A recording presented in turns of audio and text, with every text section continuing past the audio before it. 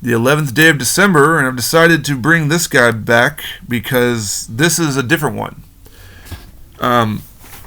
He lost the knee pad decal. In fact, that whole figure was sold off. In fact, the person was not happy with me on that sale, even though I told him, hey, this is an Ultimate, but it's rough. And it's the only Ultimate that's ever had nipples painted onto it. But I was able to find somebody, and I've actually seen a few of these more on eBay pop up.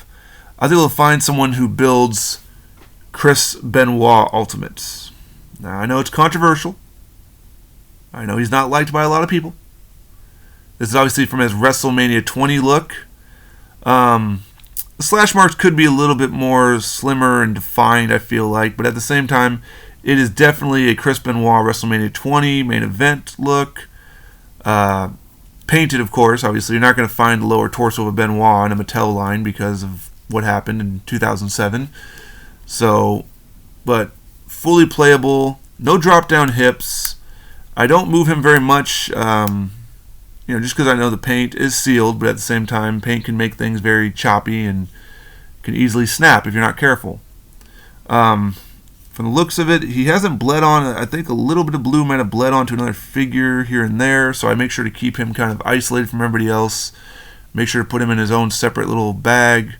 Much like the Abyss from the TNA figures, if you know about him, if you leave him in a room where it's a little bit humid, the rubber will rub off on other figures, so I keep him kind of separated from everybody.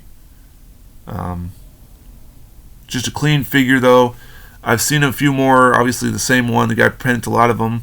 I even saw one that has last ECW look attire, and I thought about upgrading to that, but then I realized it was mismatched in the color a little bit, and it looked decent, but I went with a more happier time, Chris Benoit, not his final figure, going through his suffering and whatnot.